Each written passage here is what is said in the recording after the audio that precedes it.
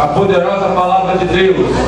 Livro de Josué, capítulo 1, do versículo 1 ao versículo 9, diz assim: Sucedeu, depois da morte de Moisés, servo do Senhor, que o Senhor falou a Josué, filho de Nun, servo de Moisés, dizendo: Moisés, meu servo, é morto. Repita comigo: é morto. É morto.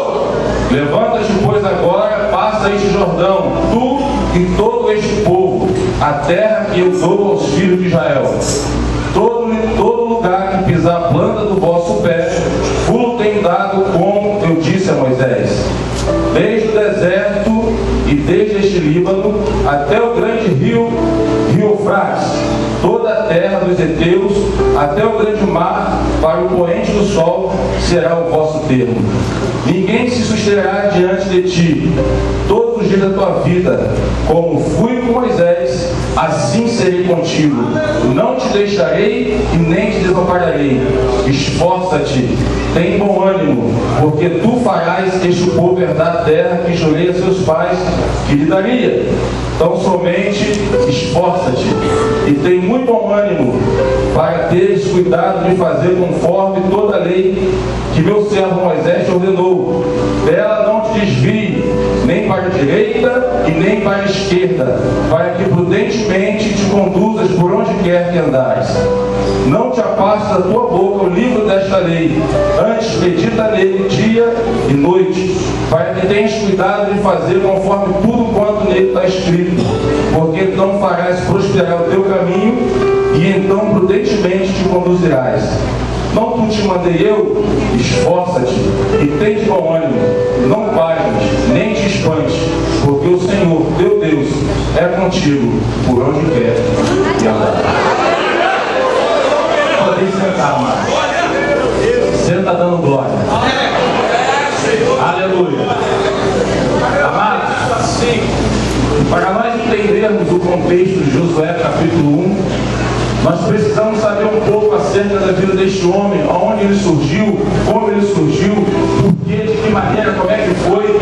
E quando nós olhamos para dentro da Bíblia Sagrada, a gente vai ver Josué nascendo num cenário de guerra. Quando eu falo nascer, ele já estava com a idade de 20 e poucos anos. E ali ele recebe uma missão da parte de Moisés para escolher homens e ir à peleja. Então nós entendemos que ele era um homem que cuidava de um exército, cuidava de uma guarnição, era homem de guerra, era homem valente, era homem que estava preparado para a peleja. E a gente vê ali Moisés recebendo uma ordem da parte de Deus para que possa tocar na rocha. E a Bíblia vai dizer que Moisés toca na rocha para que viesse a brotar água. Segundo alguns estudiosos vão dizer que quando ele fala toca na rocha, simboliza Cristo sendo crucificado. E ali a gente vê que há um levante da parte dos amalequitas contra a nação de Israel. E a Bíblia vai dizer que Arão e Hur ficava cuidando de Moisés, enquanto Moisés estava com a mão levantada, Israel prevalecia. Mas quando Moisés abaixava os braços, Israel começava a entrar em desvantagem. E quando Arão e Hur se colocavam do lado de Moisés para segurar o seu braço, Israel prevalecia. E agora Moisés fala para Josué e diz: olha, meu filho, escolhe, pois, homens e saia a peleja, porque Deus é contigo. Ali a gente vê a primeira aparição de Josué. E a gente vê esse jovem sempre do lado de Moisés, aprendendo com Moisés aquilo que Deus havia para tratar com o povo de Israel. Mas havia algo no coração de Deus que era matar toda aquela geração desobediente, que não estava segundo os padrões que ele ordenava para Moisés. Toda aprovação eles se queixavam com Moisés, toda luta eles se queixavam com Moisés, toda dificuldade eles chegavam até Moisés. E chegou uma hora que Deus ele ficou saturado dessas coisas. E a Bíblia vai dizer que em Números, capítulo número 20, a Bíblia vai dizer que Moisés, novamente o povo se encontrava com sede. E agora a palavra de Deus para Moisés era outra, não era mais de bater na rocha, mas era para falar com a rocha. Quando nós entendemos falar com a rocha, segundo alguns estudiosos, já representa Cristo crucificado. Não precisa mais bater, não precisa mais crucificar, é somente falar com a rocha, que a rocha vai entender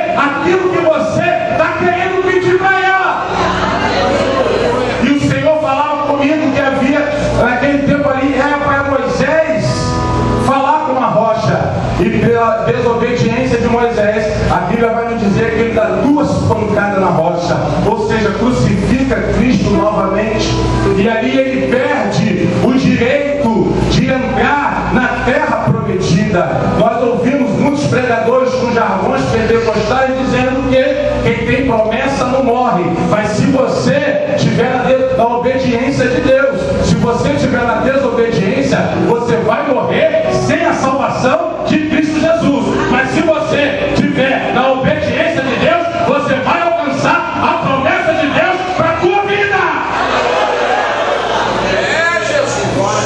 E a Bíblia vai dizer em Deuteronômio 34 que Moisés morre.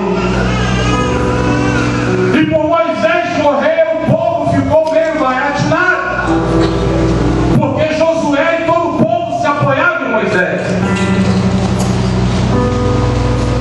Mas houve um momento que Moisés saiu de cena, ele morreu. E com essa morte, houve uma desmotivação do povo. O povo perdeu a motivação de adorar a Deus. O povo perdeu a motivação de glorificar a Deus. O povo perdeu a motivação de sacrificar a Deus. E é sobre essa palavra chamada motivação que eu quero pregar nessa noite. A motivação para vencer desafios. E agora a Bíblia vai dizer que depois da morte de Moisés, o Senhor falou a Josué, filho de Nun, servo de Moisés, dizendo: Moisés, meu servo, é morto. Sabe o que Deus estava falando comigo? A palavra motivação. Cadê a irmã Esther? Irmã Esther? Aí? A irmã Esther poderia nos ajudar, aquela que estuda psicologia. Tem alguém que estuda psicologia aqui? A psicologia vai nos ensinar que a motivação é o impulso interno que nos leva a uma ação, sendo maléfica ou benéfica. E nessa motivação benéfica, porque o crente não pode ter motivação maléfica, porque isso não é da parte de Deus. Mas infelizmente nós encontramos muitos servos de Deus com motivações maléficas, crentes que se comportam igual ímpio, crentes que não têm uma postura diante da palavra de Deus, diante da sociedade, crentes que não se preocupa com o testemunho pessoal, não está nem aí, crentes que têm o prazer de fazer maldade com o irmão que está do teu lado. Mas a Bíblia vai dizer que Moisés era morto. E para você ter uma motivação boa na tua vida, Deus mata alguém para te levantar. E dentro desse levante de Deus, porque Josué, eu creio que ele se encontrava de uma maneira muito triste, porque toda a confiança é depositada em Moisés, e ele ficou triste porque aquele que ensinou tudo a ele não conseguiu herdar a terra prometida. E agora essa responsabilidade de conduzir quase 4 milhões de pessoas estava sendo delegada para Josué. Nessa delegação da parte de Deus, para essa motivação para romper desafios, a primeira coisa que Deus faz é tirar a gente da posição que a gente se encontra. Ele se encontrava prostrado, e Deus falava comigo hoje pela tarde: olha, meu filho, fala para a minha igreja que tem muitos vasos, tem muitos dos meus filhos que são profetas e profetisas, que estão parados na obra do Senhor, e Deus manda dizer: levanta-te!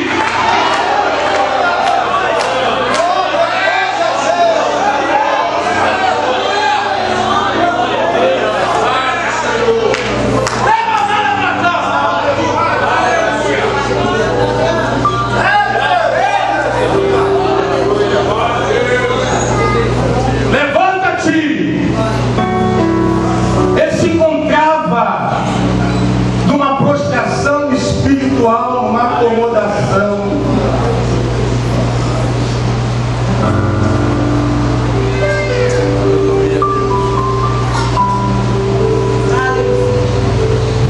Numa acomodação. É, Jesus. E Deus falava assim: meu filho, fala para a minha igreja que Moisés é morto. Oh, aleluia. Moisés é morto e ele não vai ressuscitar agora, só quando Cristo vier buscar a sua noiva. Aleluia! E logo depois dessa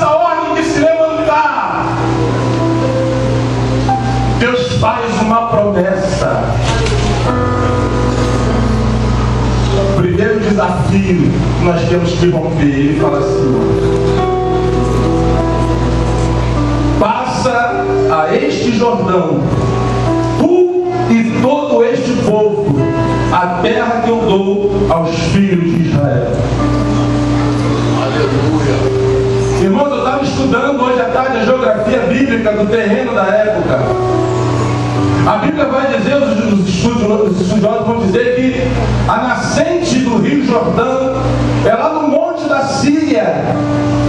E ele tem uma extensão de 324 quilômetros. E o povo de Israel se encontrava perto da montanha. E quando manda ele descer, porque o Rio Jordão é um rio que tinha um afluente baixo. Jordão no hebraico significa descer. Porque enquanto nós estamos na desobediência, nós somos soberbos, nós somos vaidosos, nós somos egoístas, nós não aceitamos críticas construtivas, a gente não aceita.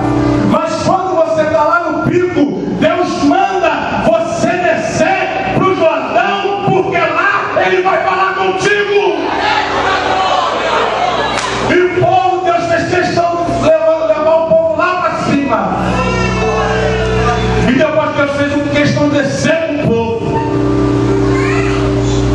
Porque, irmãos, nós só encontramos vitória. Tem gente que quer tocar na cabeça de Jesus. Eu quero só o dedo mindinho. Eu não quero tocar, não quero tocar em Jesus, quero tocar pelo seu pé. Porque todos aqueles que tocaram no pé de Jesus alcançaram vitória. Todos aqueles que chegaram perto do pé de Jesus receberam vitória. E Deus fala assim: ó, desce o Jordão essa noite. Porque tem algo grande para fazer na tua vida. E Deus começa a palestrar com Josué, porque ele se encontrava totalmente desanimado. E ele fala assim: ó, todo lugar que pisar a planta do vosso pé, vou tenho dado, como eu disse a Moisés. Sabe o que Deus está falando? Olha, Josué, aquilo que eu falei para Moisés está de pé na tua vida. Aquela promessa que Deus fez para você, Deus não se esqueceu não, ainda está de pé, mas precisa você tomar uma posição e se levantar e ir em prol da promessa de Deus.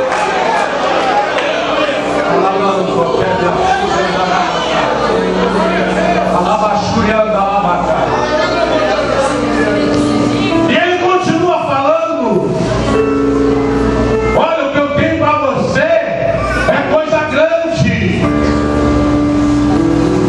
O que Deus tem para essa igreja, pastor Marcos, é coisa grande. Não adianta tentar o teu coração, porque querendo ser ou não, Deus vai fazer. Deus vai fazer. Porque Ele te ama, meu pastor. E quando Ele mostra aquele termo elite, olha, eu tenho isso tudo aqui para te dar. O irmão está falando assim: nosso Deus é Deus de coisa grande.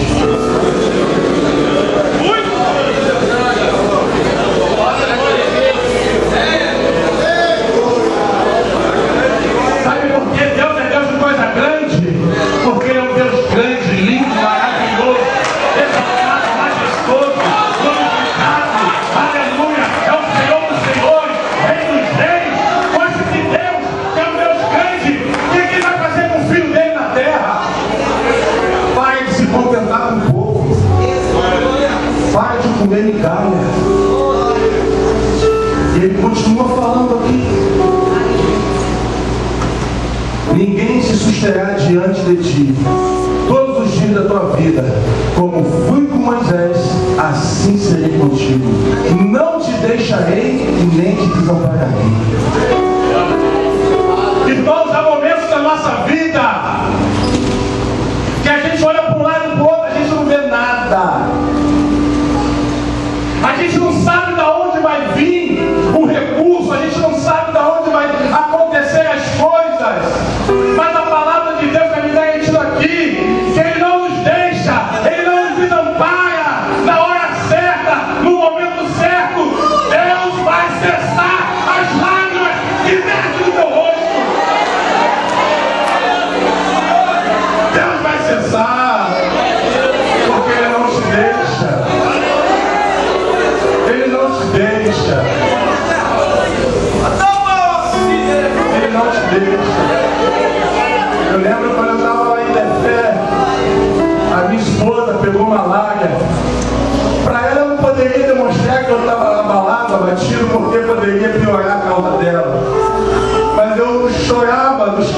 Senhor, eu não posso perder minha esposa.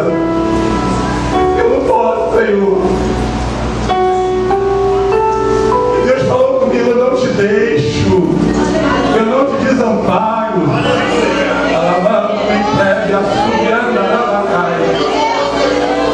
E realmente, irmão, Deus não me deixou, minha esposa está aqui comigo.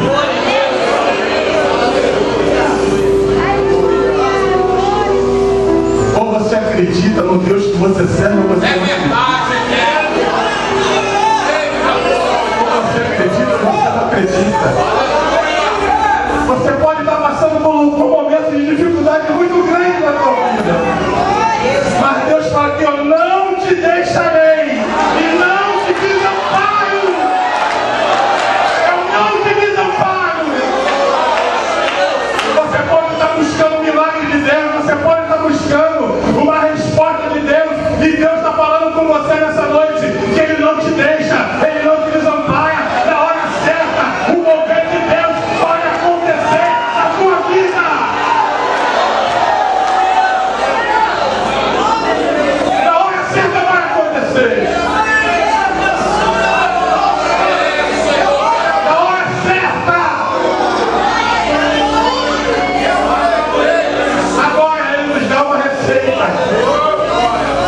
Como é que a gente quer conquistar as coisas de Deus?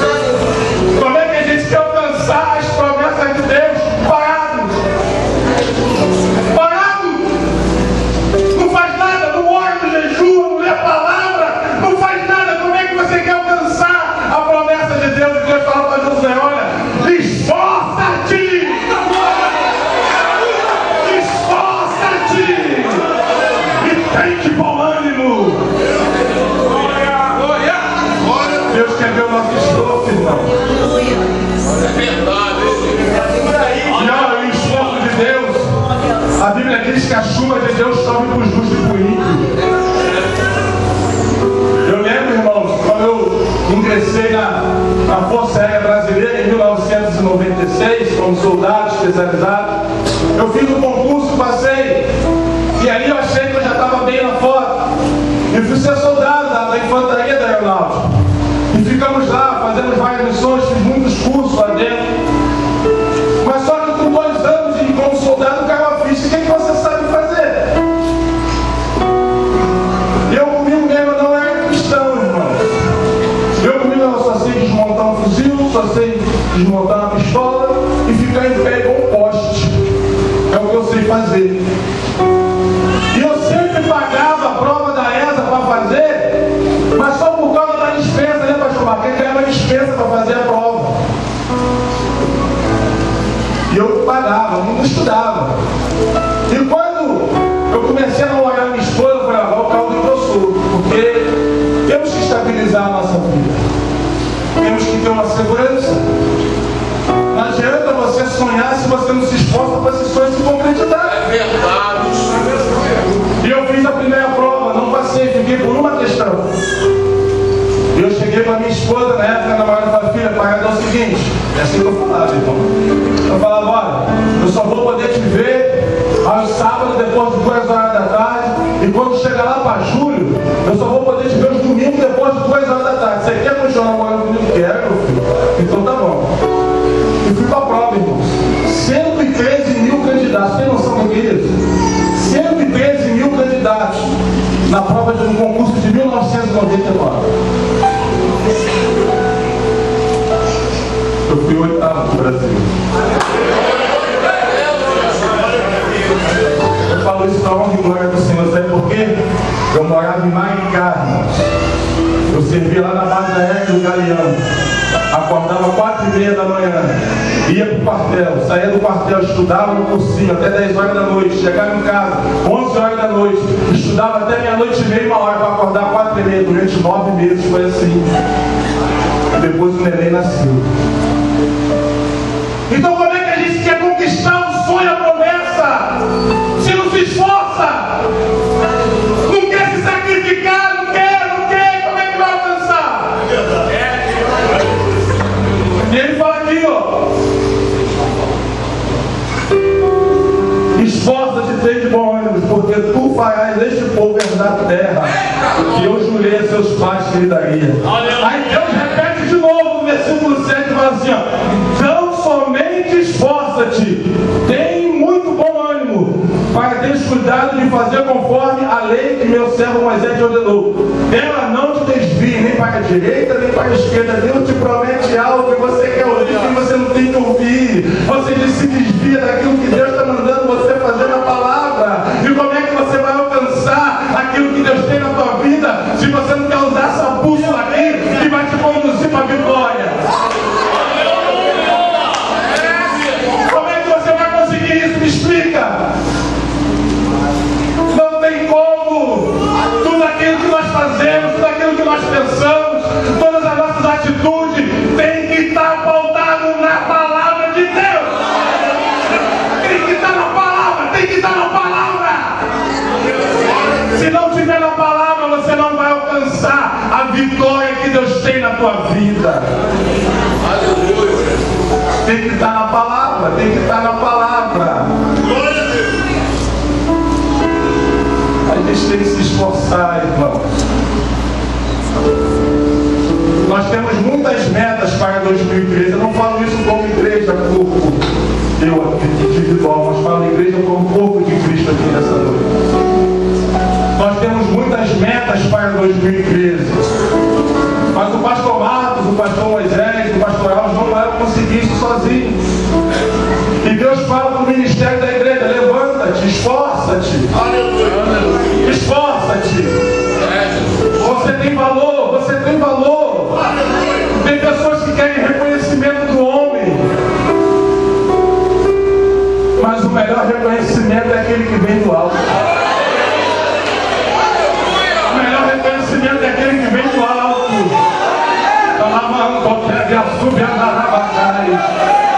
Não adianta chegar na frente do pastor é uma coisa, mas por trás dele fala uma porção de asneira. Não adianta, seja sincero. Pastor, não gostei, assim, assado. É a melhor coisa, não adianta ficar batendo por trás. Porque isso é farisaísmo, e você não vai para o céu. Glória a Deus.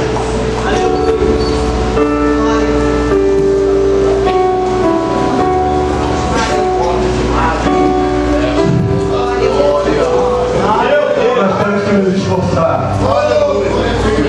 Ele vai dizer assim: não aparte da tua boca o livro desta lei, antes medita nele dia e noite, para que tenha cuidado de fazer conforme tudo quanto nele está escrito, porque então farás prosperar o teu caminho e então prudentemente te conduzirá. Se eu for perguntar quem leu a Bíblia hoje, poucas pessoas vão levantar o braço.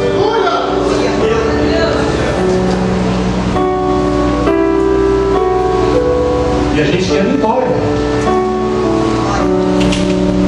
A gente quer cura. A gente quer milagre. A gente quer ver o sobrenatural. Como? Como vai ver?